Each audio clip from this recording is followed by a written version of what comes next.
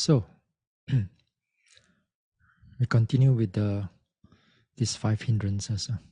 So on Monday I was talking about the hindrances of restlessness and regret, and that talk I was talking about, how to overcome those hindrances of regret and restlessness and regret in the more wider manner, not like in the Chittanupassana or in the Dhammanupassana, but in the sense of, we got to associate with people who are calm and peaceful, things like this. Now tonight, before we go into the 5th hindrance, let us go into an overall view about the 5 hindrances. There are many examples the Buddha gave about, imagery, or give you a certain understanding about what is these 5 hindrances in the overall context. Then in the many other parts of the sutta also, it goes into an individual part of the hindrances. Like what we are doing, we are going into the individual parts and we try to understand and overcome those hindrances. Now, so one part of, I'm going to share a few things. One part is this, the Buddha talked about a heap of wholesomeness. Can you all see this? Okay.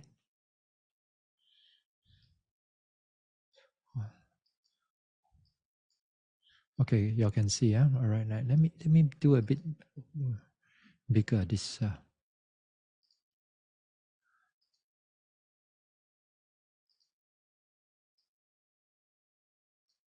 Okay. Hopefully you all can see. Okay, a heap of this one is called a heap of wholesomeness. This is under Samyutta Nikaya. Samyutta Nikaya. The chapter is called Satipatthana Samyutta. Under Satipatthana Samyutta. So, at Savatthi, the Blessed One said this: Bhikkhu, if one were to say anything, a heap of unwholesome, it is about the 5 hindrances, that one could rightly say this. For this is a complete heap of unwholesome, that is the 5 hindrances. What 5? The hindrance of sensual desire, the hindrance of ill will, the hindrance of sloth and torpor, the hindrance of restlessness and remorse, and the hindrances of doubt. Now, if one were to say anything, a heap of unwholesomeness, it is about these 5 hindrances that one could say rightly. Rightly say this: for this is complete heap of unwholesome, that is the 5 hindrances. Okay. Now the Buddha continue. If bhikkhus, if one were to say anything, a heap of wholesome, it is about the 4 establishments of mindfulness, that one could say rightly say this. One could rightly say this: for this is a complete heap of wholesome, that is the 4 establishments of mindfulness. What for? Here bhikkhus, a bhikkhu dwell contemplating the body in the body, ardent, clearly comprehending, mindful, having removed covetousness and displeasure in regard to the world. He dwells contemplating feelings in the feelings, mind in the mind, phenomena in the phenomena, ardent, clearly comprehending, mindful, having removed covetousness and displeasure in regard to the world. If one were to say anything, a heap of unwholesome, it is about these 4 establishments of mindfulness, that one could rightly say this: for this is complete heap of wholesome, that is the 4 establishments of mindfulness. Now, when the Buddha talked about the 5 hindrances, this including a lot of all our daily unwholesome mental states also, during in the meditation also, when if you are not careful. But the thing is that the Buddha also gave us the remedy in a sense, that is to say, the 4 establishments of mindfulness is a heap of wholesome. All the wholesomeness, it falls under these 4 establishments of mindfulness. The thing is that a lot of people, even a lot of devotees do not want to take this as something which is very concrete, very this although the Buddha says it, but a lot of devotees doesn't have faith about these things. A lot of people, for example, they says that now if you are just sitting there meditating, what wholesomeness are you doing? What wholesomeness are you doing? Right? So the Buddha says that what wholesomeness are you doing? If you Buddha. The people, the devotees, will say that if you are just sitting there, you're not doing anything else. You're not helping the temple. You're not helping everything. What is there? What is the wholesomeness? What much of wholesomeness is there? So most people will say that, okay, you should do dana, or you should do some giving, you should do some service, you should avoid all the more unwholesomeness and so on and so forth. And very few people will say that this development of 4 foundation of mindfulness is anything but. So therefore, when you are meditating, especially when you do 4 foundation of mindfulness, you don't realize that how much wholesomeness when your mind has some degree of purity, and the higher the purity, the stronger and the more powerful that wholesome nature of the mind. Because of that mental development, the purity of the mind. And at the end, of course, it eradicates those defilements and those hindrances. So it is important for us to have that idea, have that understanding that even that you are sitting down there, even that you are doing the walking, if everybody, the whole world can tell you that you are not doing anything good, your loved ones can say that you are just not doing anything wholesome, or even people in the monastery or other monks or nuns would tell you that you're not doing anything good, anything bad, anything good. You're just sitting there. Then when you have a greater understanding, then this 4 foundation of mindfulness, it's very, very powerful, very deep. So don't underestimate these things. But the thing is that you see, in the 4 foundation of mindfulness, we have 5 hindrances. In the Dhammanupassana, right? In the Dhammanupassana, or in the Chittanupassana also, we have to deal with these defilements. So how could these hindrances, and then it becomes something wholesome? Because it falls under 4 foundation of mindfulness. Just like while we are talking here about all these hindrances, we are using these hindrances whenever they arise. We use these hindrances as a stepping stone for higher development, or we use it as a raw ingredient to leapfrog our meditation.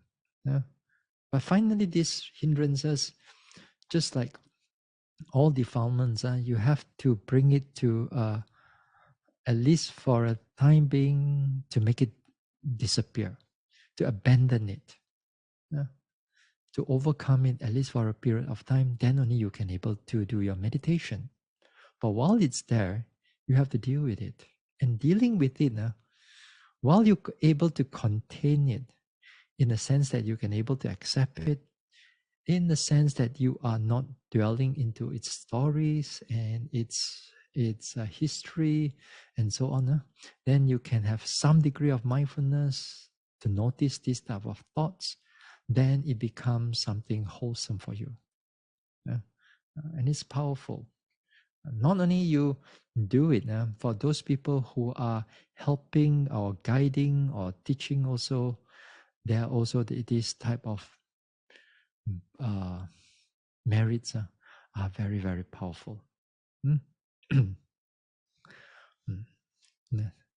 Okay, so the next thing, let us take a look. All right, we go to the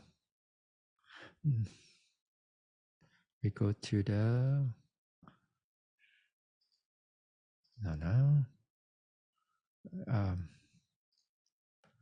Okay.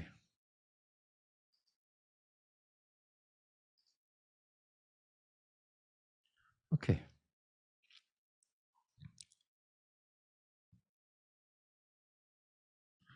All right. Can you all see? Hopefully, yeah. Okay, can you all see? Can, Okay, good. Okay. View. And bhikkhus, and what bhikkhus is the method of exposition by means of which the 5 hindrances becomes 10. Whatever sensual desire there is for the internal is a hindrance. Whatever sensual desire there is for the external is also a hindrance. Thus, what is spoken of concisely as the hindrance of sensual desire becomes, by this method of exposition, twofold. All right? Then, hey, I'm missing one. Sorry. That's my ill will.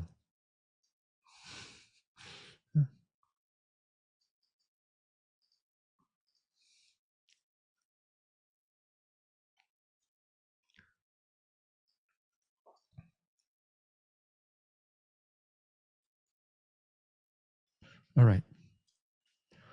Whatever ill will, internal, external, twofold. Whatever sloth and torpor, internal, external, twofold. Whatever restlessness and regret, internal and external, twofold. Whatever skeptical doubt, internal and external, twofold. So all the dotted one is the same as the second paragraph there. You can find it in the Samyutta Nikaya, chapter 46. Okay, now. What it means by internal and external. Internal means that oneself, all right? External means another, all right? Another. So let's say internal sensual desire of oneself. Then sensual desire internal of oneself, that means perhaps it's not connected to other things out there. Now here, the sensual desire here, internal, then, for example, you meditate, you sit down and you meditate, and something become very pleasant to you, very nice.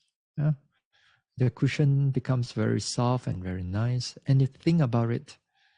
You think about it, perhaps that when you want to go back, you want to have that cushion also, or you want to buy that type of cushion.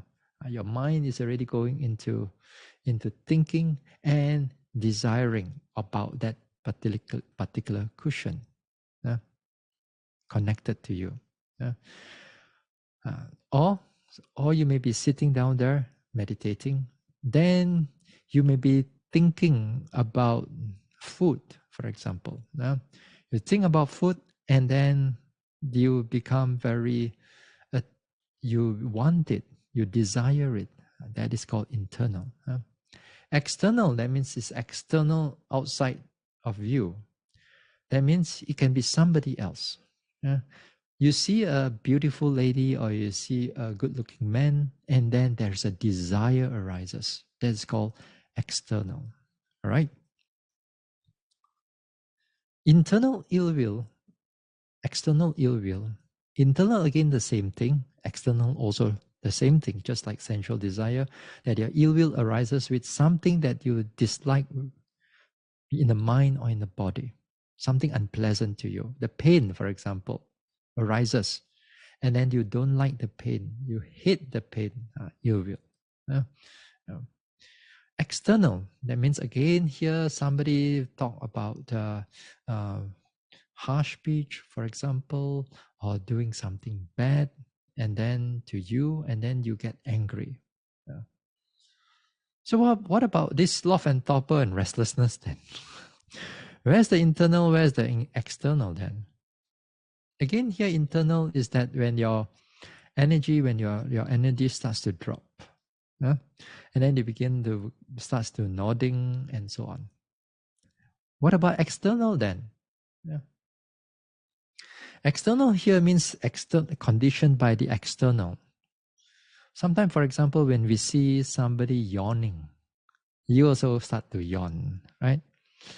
You see the whole place. Maybe people are not, when sometimes you go into a meditation center or any places, people are not so energetic in doing their meditation or doing their work and so on. They sit down, lepak, just loitering around there, nothing to do. Then with that, it conditioned you to be like this also. Yeah. Uh, if you see people not meditating, you also don't want to go into the meditation hall. Yeah. Sloth and torpor, internal, external. Restlessness and regret. Again, here, internal is that you are thinking too much. You are thinking too much, cannot able to control. External, that it condition you to become very restless in the sense that you see people having a good time or singing or having a party or having a lot of people, a lot of shows going on and so on. And then also your mind become very restless. Or regret also perhaps that you may see things externally, what is unpleasant or something sad, and then it condition you to think about, oh, my dog also passed away. I regret I didn't play with it more, something like this. A regret. Skeptical doubt. Skeptical doubt internal. Again, here internal about yourself. Which is tonight we're going to talk about this a little bit more. Skeptical doubt. Internal about yourself means you doubt about your 5 aggregates. Whether your 5 aggregates is permanent or not impermanent, whether this is pleasant or suffering, whether this is self or non-self, for example, you doubt. You have a skeptical doubt about those things. Or in the sense that you doubt about your ability. You doubt about whether you can able to develop the skills in meditation. Because that ability is your mental factors. Those ability, whether you can or cannot, whether you can finish the job or cannot finish the job. You're skeptical about external. External here, external here, it means doubt about the Buddha or the qualities of the Buddha. Doubt about the Dhamma or the qualities of the Dhamma, doubt about the Sangha or the quality of the Sangha, doubt about the Noble Eightfold Path or the training or the Sikha here, or Sila Samadhi Panya. Later we're going to look into it a little bit more. This skeptical doubt. It's terrible. Anyway. Now, here, there are times you can notice these things are happening when you are meditation, especially when you are meditation. This one. This one, the word vitaka, vichara, piti, sukha, ekagata, these are the 5 jhana factors. All right? The 5 jhana factors. In the 5 jhana factors, now some of it we already also touch on these things. Vitaka here, it means initial application. Then it overcomes sloth and torpor. That day while we are talking about the sloth and torpor, while your drowsiness, dullness of your mind, or your mind become very dark, and then I said that you got to note it a bit faster. You note it a bit faster. You label it. You label it a bit faster, you note it a bit faster. Sleepy, sleepy, sleepy, sleepy, dull, dull, dull, dull, nodding, nodding, nodding, nodding. That, it brings about the vitaka. You are, because of that, quicken the mind just to hit on that object, hit on the drowsiness, and you keep on poking on it, keep on poking onto it. Then with that, the mental energy arises. The mental energy arises, then you overcome your sloth and torpor. So it's vitaka. Vichara here is that keeping the mind staying on that object. Staying on that object. Because right now, the skeptical doubt, you're going to run around. It's just like a restless mind. But this thing is just running around, round, and you've got no answer for everything. So here, vichara is to help you to stay. Sustained application, that means sustain onto an object. The mind is sustained to an object. Other words, is continuous. Usually when you say there's continuous mindfulness, that means there's a vichara is there. Initially, you don't have much of continuity. You only have a lot of vitaka. You try to poke, not, then vitaka. Vichara is like you have more continuity. You can able to note the object much more better. That time, your doubt is not so much there. It overcomes the skeptical doubt. Piti, or joy or rapture in English. This one overcomes ill will. As you can see that the ill will is because of a lot of things is just unpleasant to you. Then when we have piti, one of the piti is connected to metta, karuna, mudita, and not upeka, these first 3. These 3, for example, when you have metta, the metta, when it comes with certain degree of joy is there, then there cannot be any form of anger or ill will. So piti is one of the things that one of the criteria that overcomes ill will. Okay. Sukha. Sukha here sometimes it translates as bliss, or actually is mental pleasant feelings.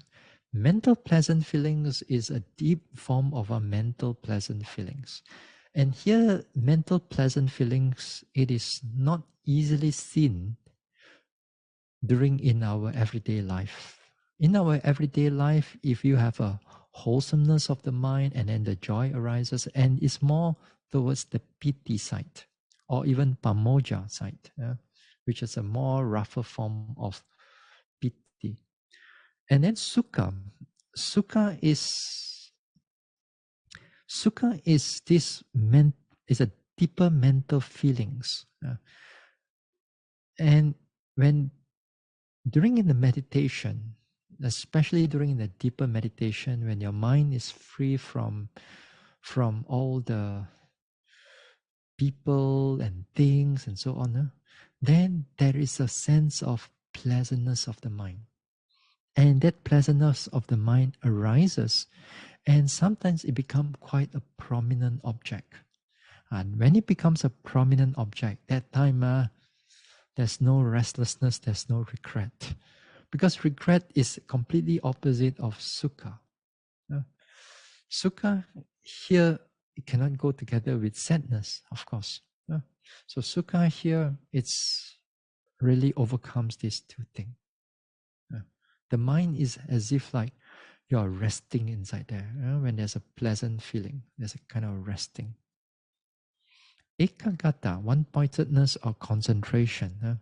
Now this overcomes sensual pleasures.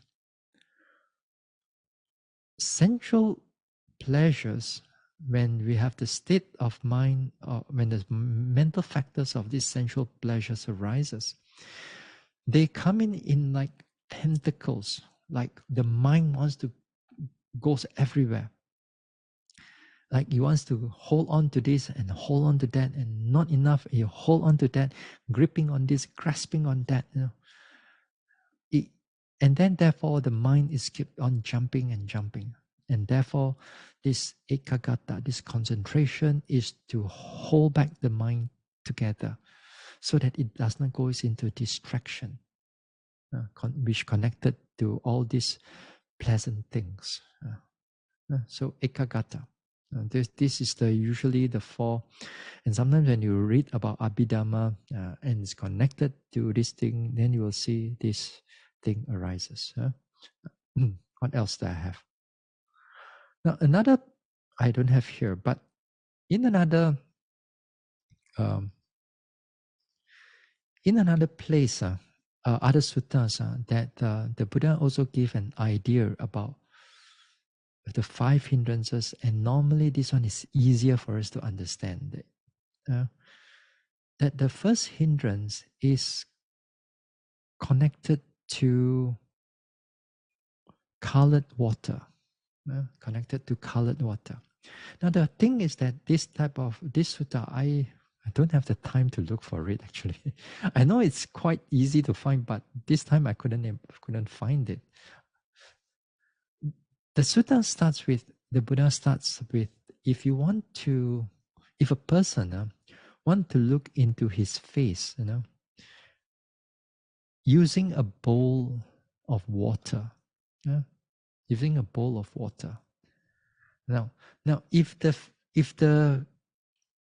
bowl of water is completely calm and clear, then one can see one's reflection, and one can see one's face, the reflection of his face.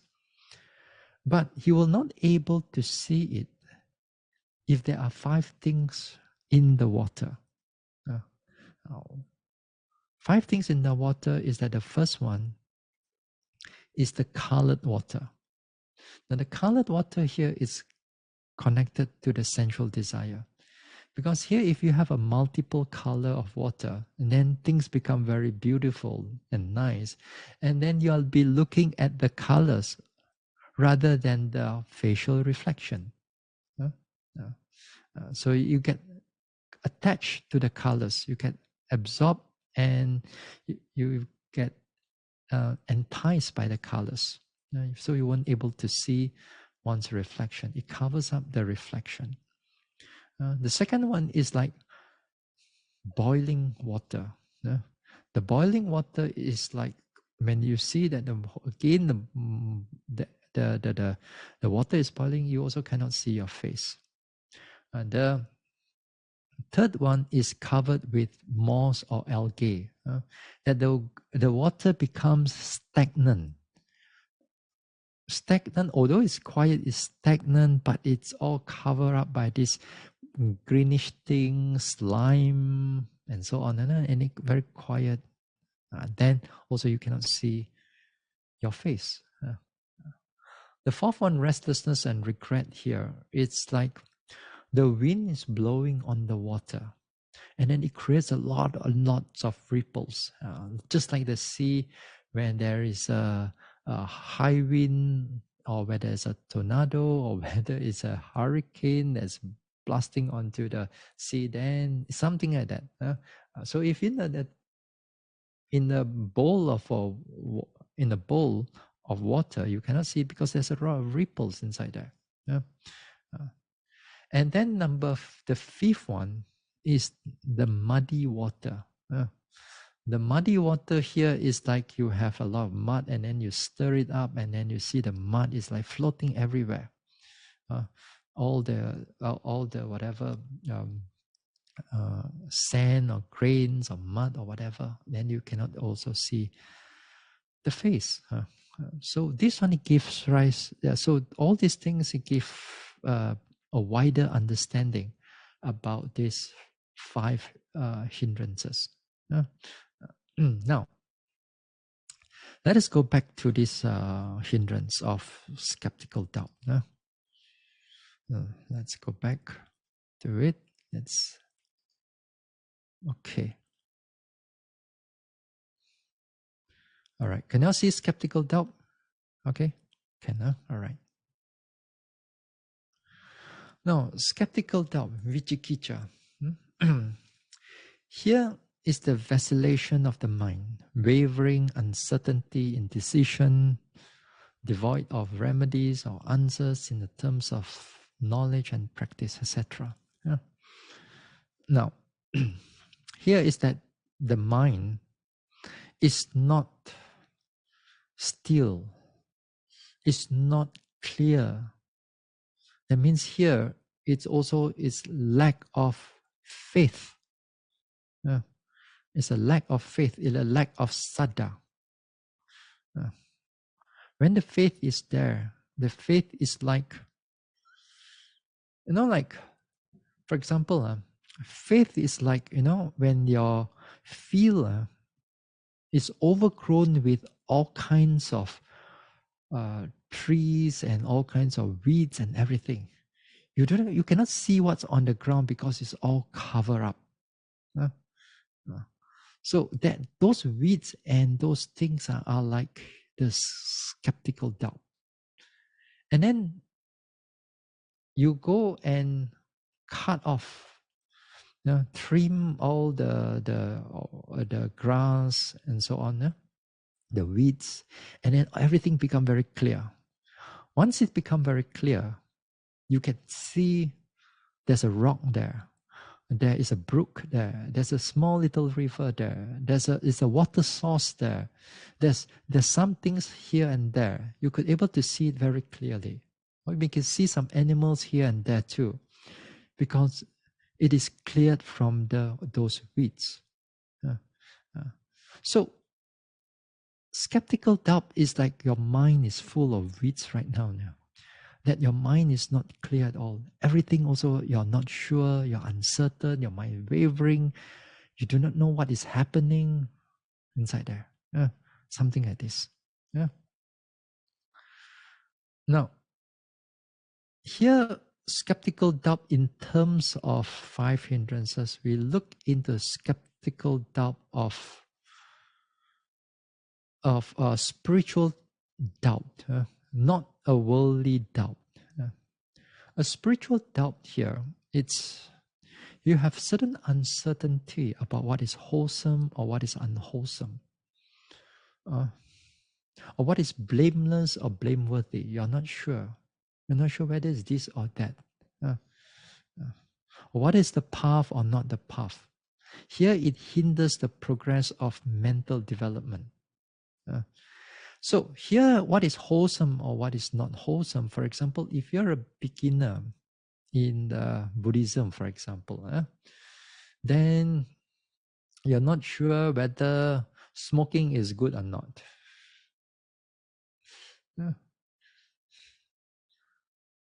But then you see other monks also smoke. How? Then you're not sure whether it is wholesome or not wholesome. Then this is where this is called internal, external also. In the sense that when you see other people doing all these good things, all these bad things, and then you're not sure, but they are supposed to be good. But how come? Then all these things is called, you have a spiritual doubt. Because your mind is not clear. Okay? You're not clear from all these things. Or you do not know whether the killing is good or not. or whether you have done any killing or you have not done any killing. Sometimes, especially when we are beginner of learning about Buddhism, and now we are more to we want to become better Buddhists, and we want to learn, we want to develop further. But then in the meanwhile, there's a lot of uncertainty is there. Yeah. So this is the normally what we look at as a form of a skeptical doubt, because we are not very sure, lack of knowledge, lack of understanding, lack of wisdom.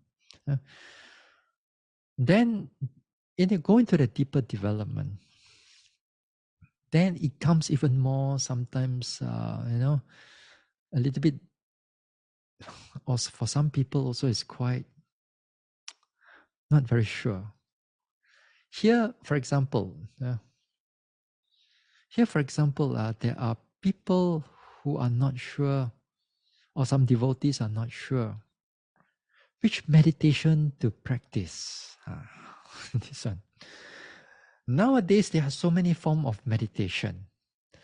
It's like when you go for shopping, if the shop, you go to a supermarket and you have yogurt, for example. You have so many types of yogurt, you are not sure which one is good and which one is better for you. So do the same thing when you come into meditation nowadays. There's so many types of meditation. And you're not sure which one is doing, which teacher is doing, which one is the right meditation for yourself. Then you are doubtful. Should I do this or should I do that? And over the years, the doubt sometimes is still there. You're not sure. Or the monk or the teachers or the nuns, also again, you're not sure. Should I follow this monk or should I follow that monk? Or should I follow this teacher or that teacher? Or should I follow this tradition or should I follow that tradition? You do not know which one to choose. Although there are good things, but you still do not know what to choose. You got no answer. Your mind is like shaking here and there. You're not sure.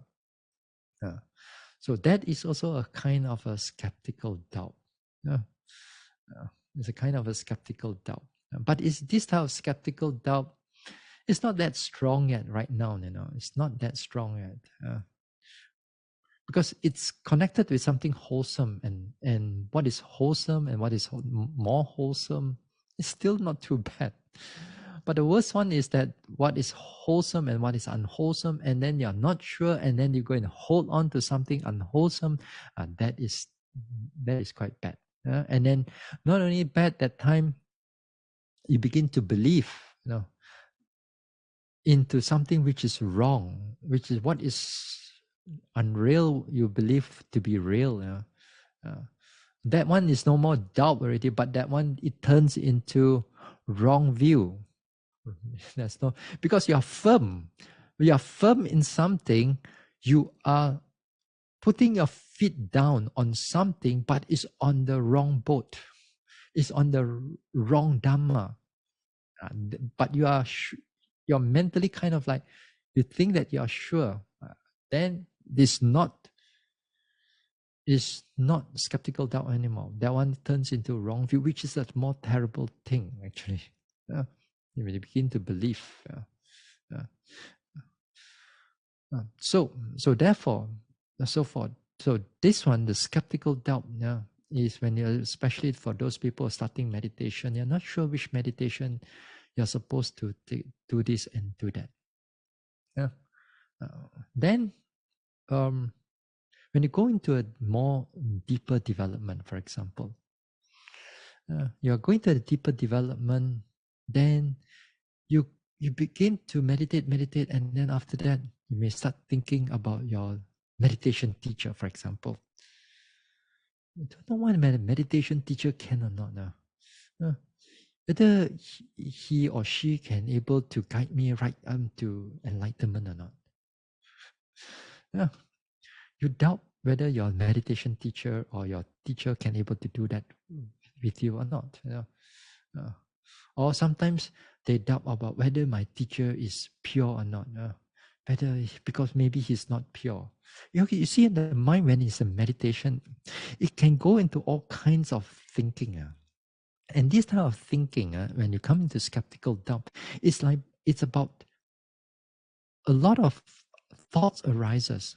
And this type of thoughts, it's it's different from restless mind, because a restless mind, when it's keep on running here and there, this type of thoughts running here and there, it does not shake the confidence.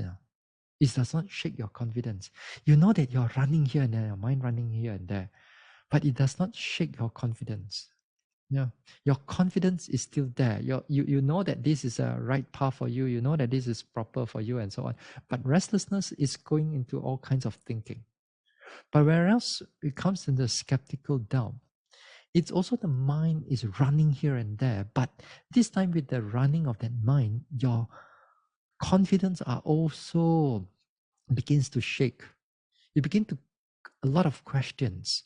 For example, you question about whether your teacher can or not, your teacher is enlightened or not, whether your teacher is teaching the proper noble eightfold path or not, or this is connected to external, right? Connected to external in the sense that you are not confident about that meditation or that method that he's teaching or she is teaching. Okay, this is something to do with the external. To do with something with internal, your spiritual doubt about your internal spiritual doubt. That also is quite common. Every now and then I hear, but you may not realize it. Then you say, or sometimes you all will say, Bhante, I think this life, I think cannot get enlightened already lah. All already, Bhante, how to get enlightened?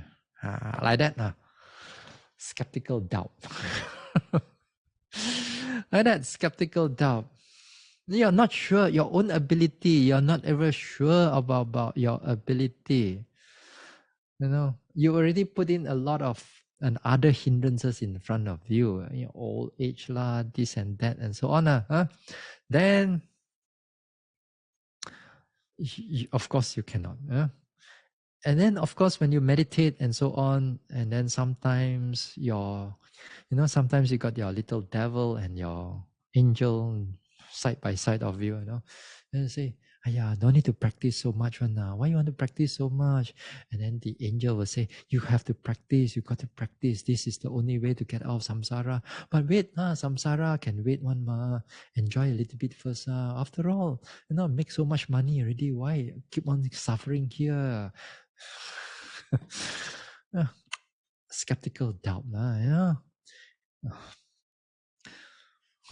So this one, a lot of times we have this skeptical doubt about our ability, whether we can able to meditate or not, whether we can get enlightened or not, and all these things.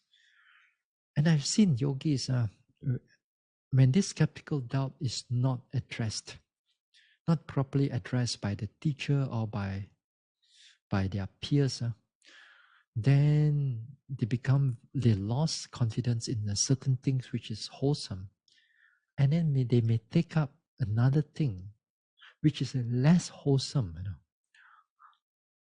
or they give up meditation altogether. I think meditation I cannot. I think cannot. I just just do dana sila will do do a lot of service.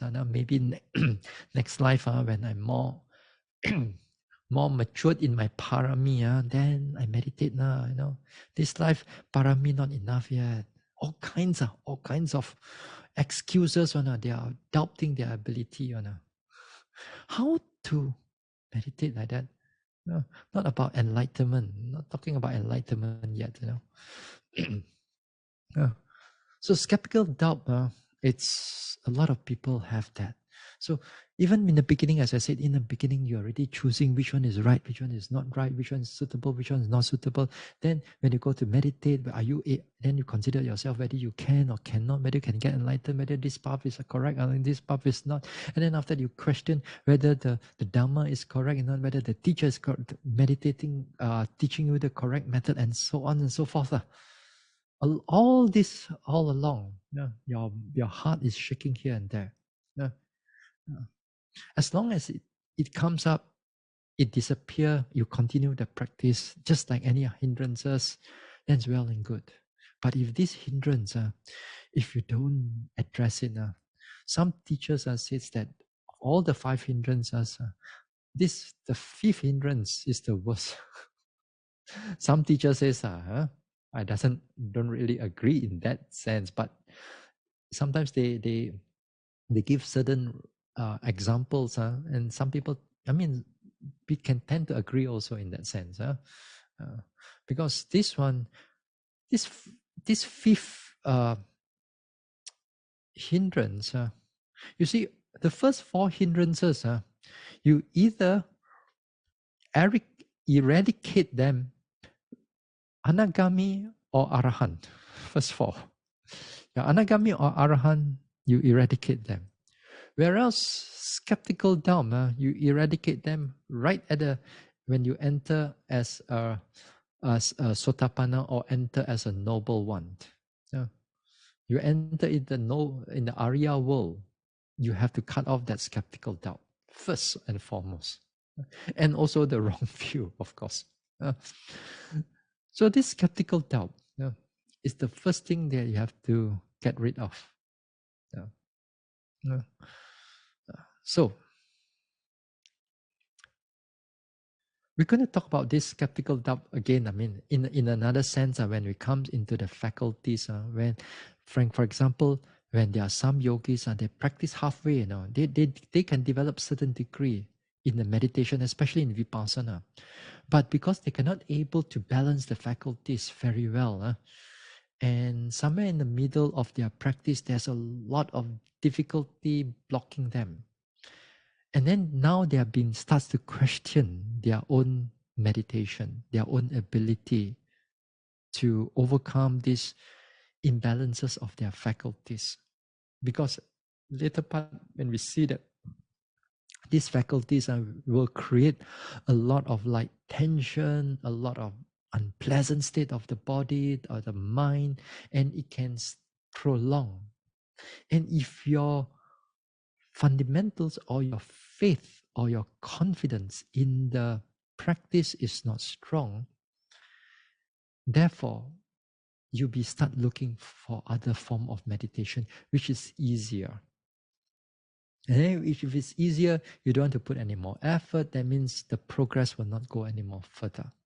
And so a kind of doubt about your own ability. So these things also happens.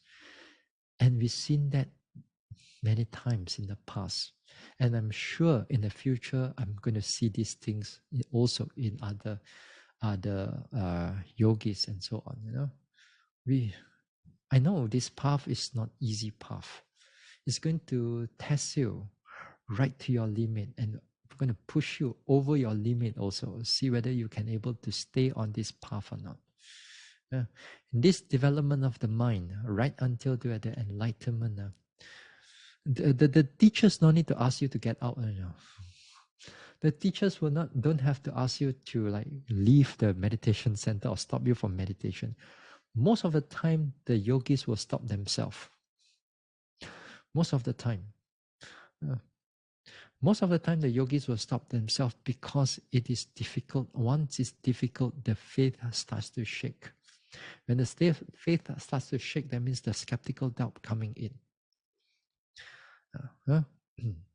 So this is not an easy path. But for me, when I'm doing this meditation, initially, right in the beginning of it, this 5th hindrance, I don't have much. Why I don't have much? Because there's also a few things I don't have much.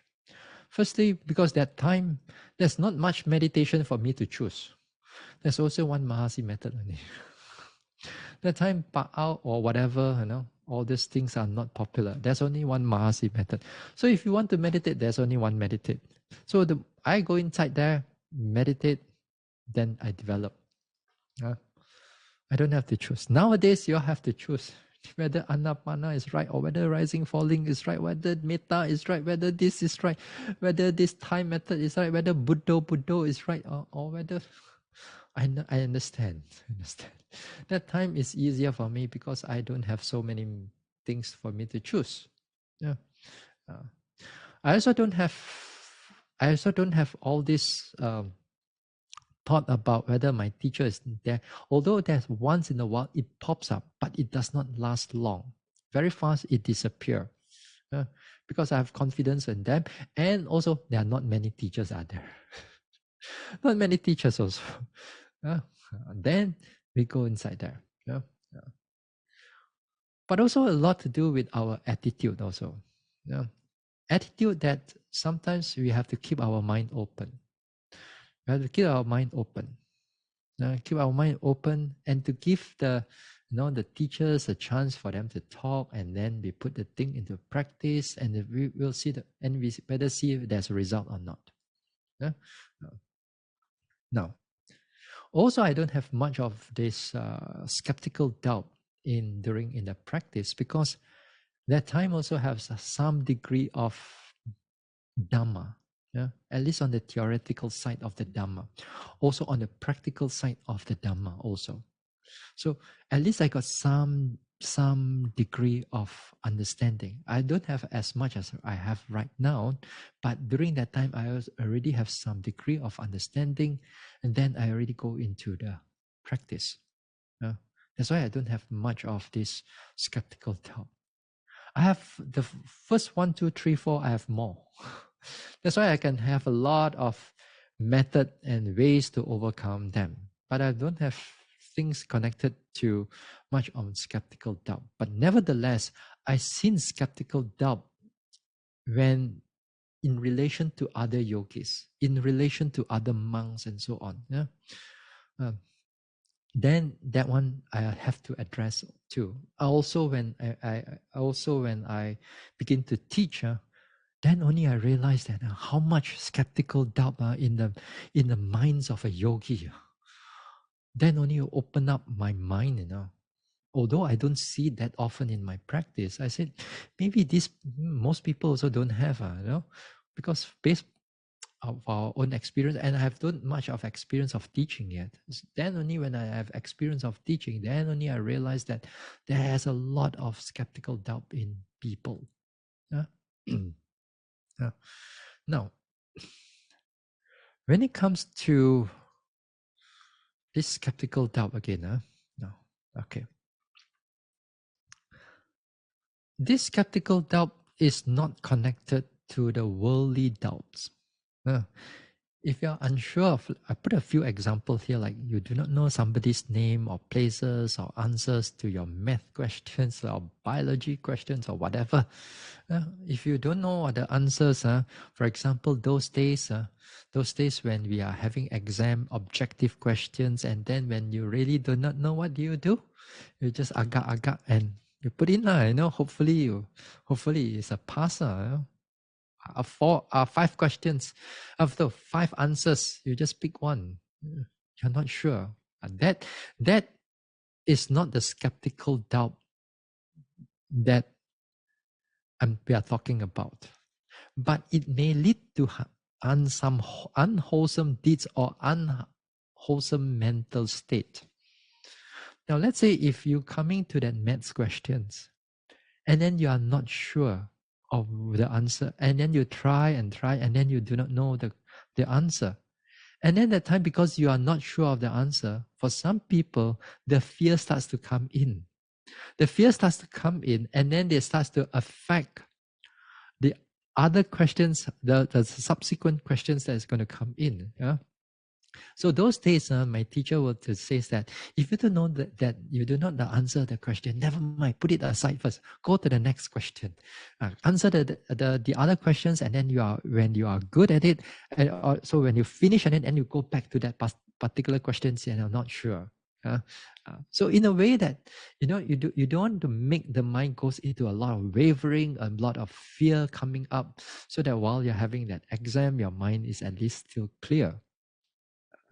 So it still can lead you to some unwholesome mental state because your mind is wavering right now, But that wavering in the initial part is not the type of this type of skeptical doubt where we are talking about connected with truth or reality. What is wholesome, what is unwholesome, what is real, what is unreal, those things. Or sometimes people like, for example, when you're working, and or you are doing a certain research paper, and you may not get certain answers and so on, and then you plagiarize, you copy and paste from other people's work, and then you put in as your work. This is the academic cheating, during the school that time, for example, if you don't know the math question, that is also what I did now. You do not know the math question, but your neighbor has already finished that question, and then you put your head a little bit longer or your neck a little bit longer and look at his answer paper. What he put A. Okay, you put A. That's what we did, and perhaps in the school days. So the mind is wavering at that time, and then we are not sure. We try to cheat, and then that's why it can able to lead you to do some unwholesome deeds and unwholesome actions or state of mind. Then, now here. The next thing also, whether sometimes people confuse about whether what is doubting and skeptical doubting and also questioning. And sometimes these things are quite a blur area. Now, skeptical doubt now, when you have skeptical doubt now, is that your mind is thinking and questioning also for certain certain topic or certain practice that you are doing. But during this time when the skeptical doubt is there, it doesn't want to look for answer. It's just want to have more question and more question and more question, whether he is okay or not, whether this is good or not. The person doesn't want to really look for an answer. No? It just keep on going and going and going and going and going. Questioning is that, of course, when you come into like you're learning a Dhamma and learning the practice or doing what is wholesome or unwholesome, there will be time that you certain degree of you need to question. Sometimes you need to question, hey, how shall I to overcome this particular restless mind? Should I do this or not? Bhante, should I do that or not? But that kind of questioning, you want to seek an answer, or you want to seek answers for your problem or for your questions. Doubting, you don't want to seek answer when you just want to keep on thinking and thinking and thinking and thinking about those things that you are not sure but you are not seeking for an answer. Yeah. This also I've met especially a number of times, whether yogis or devotees when they come and see me. Sometimes their mind is so occupied with questions. Initially, when they ask the questions, okay, they have some problem and then they ask questions. Then after that, my turn for me to answer. And sometimes I could able to see the answer very clearly and I express it out. But the yogi or the devotee here is that immediately they have another question coming up already, or another set of questions coming up. And then you try to answer again. And you answer again, then another set of questions already coming up. Immediately, the moment I stop my mouth, the next question is already coming up. Do you think that they are really listening to your answers? Or while they are listening to your answers, they're already forming all kinds of questions inside the mind? You see what I mean or not? Yeah. People, a lot of devotees, they are not listening to what the teachers is talking. So that's why sometimes a lot of times the devotees or the yogis are not listening. When you teach them again and again, their mind is somewhere in their not there, but is thinking or questioning or whatever is going on in the mind. Although the eyes is looking at you, you think that they are listening, but no, the mind is like titi tata already forming all the questions already. So here we know that they are already having a lot of doubt inside their mind. And they have a lot of doubt. They are not genuinely open enough to accept certain answers. They are not open enough. Their mind is very close and it's just vacillating, vacillation, wavering and going round and round and round and round around those questions. We don't realize that things are happening inside there. So this one, especially, sometimes I was not especially no. Sometimes I look at yogis also the same thing.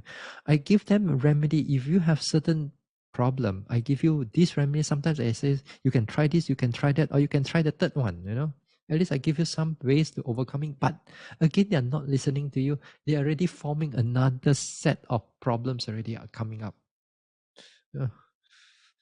Like that, like that. Although there's only one-to-one, So one-to-one, that means I'm talking to her and there's nobody else beside.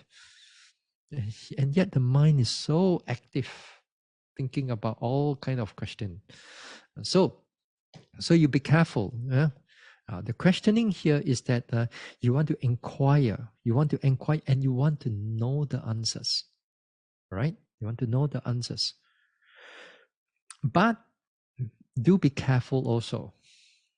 This questioning, initially, you want to know the answers. But the more you ask the more the answers you have, and then the more questions you come, and the more answers, and then again and again and again and again, more and more and more and more and more. There's no end to it. There's no end to it. So you must learn to put a stop. Sometimes, especially for those people who are very discursive thinking, they like to think and ponder and reflect and stretch and stretch and stretch their questions, stretch their answers, and stretch further and further and go on and more and more. And the more they go for answers, and then they forget about what is the beginning. They're already all entangled inside that. And then it creates more doubt. So here when you question, you have answers, good. You have the answers, then you keep your mind clear. Then after that, if you have other questions coming up, perhaps you can try to get the answer for it. But if the mind is keep on going again and again, that time you got to be careful already. You got to stop the over questioning mind already, because it's going into doubting already. And it's disguised as wisdom. It disguised as your intelligence. You think that you can know about the Dhamma a lot. You think you know this and that a lot, but it begins to disguise itself, become to mask itself as intelligent when the skeptical doubt is already forming. So you be careful with that. Not to say you cannot ask questions. It's good to ask questions.